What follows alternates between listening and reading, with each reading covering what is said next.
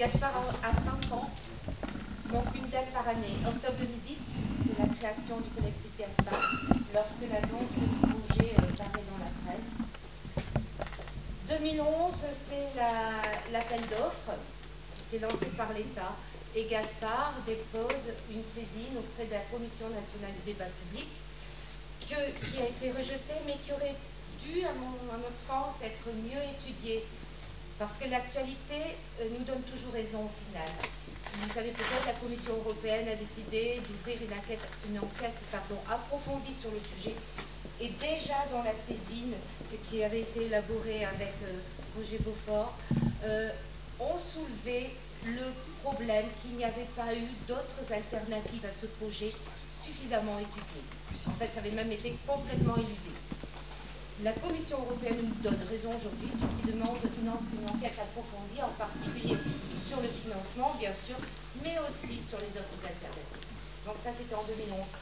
2012, c'est l'État désigne Direct Énergie et choisit l'Andivisio comme cible.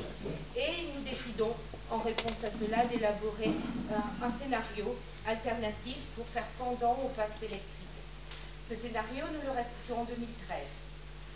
Ça, c'est la date pour 2013.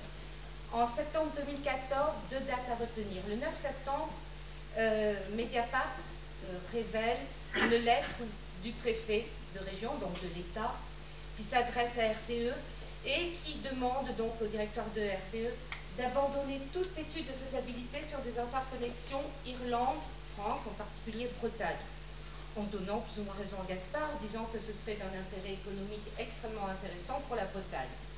De suspendre donc ces études de faisabilité jusqu'aux élections régionales. Je vous conseille de relire ce courrier, il y a des passages savoureux, vraiment.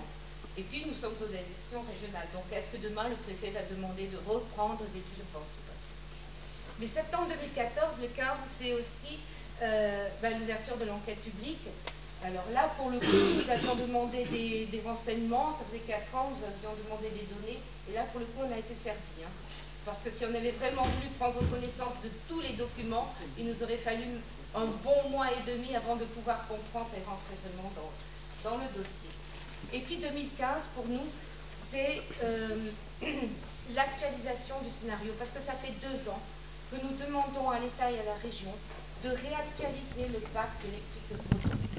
Qu'est-ce que c'est le pacte électrique breton? Ce sont des courbes, voilà, on appelle ça des diagrammes, voilà, élaborés, on ne sait pas à partir de quoi. Nous avions demandé les sources, c'était M. Cadot, préfet de région à l'époque, qui nous avait dit qu'il était dans l'impossibilité de nous donner ces sources.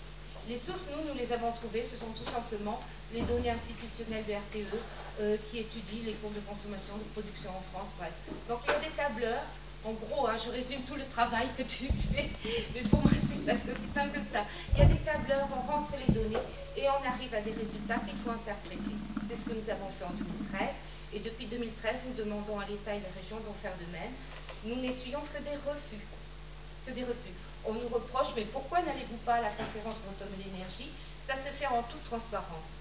Mais bien évidemment, en toute transparence, et après on voit que le préfet écrit en dessous des lettres pour arrêter certaines études. Enfin, ouais.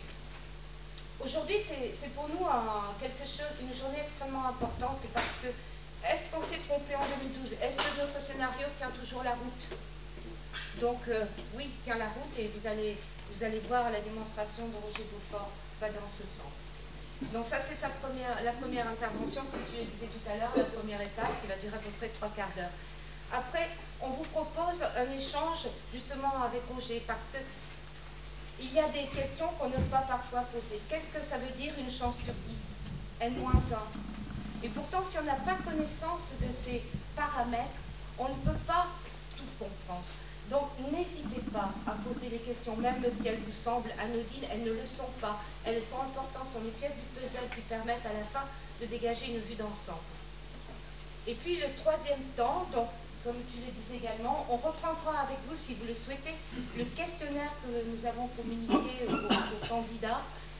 On pourra peut-être décoder certaines questions et nous souhaitons vraiment que le débat s'engage entre nous, entre vous, et puis qu'à la sortie de cette soirée, chacun ait plus clairement argumenté en toute franchise, sans langue de bois, et pu prendre position sur le pacte électro-coton, sur ce projet, sur notre scénario et sur les élections à venir. Voilà, je vous remercie.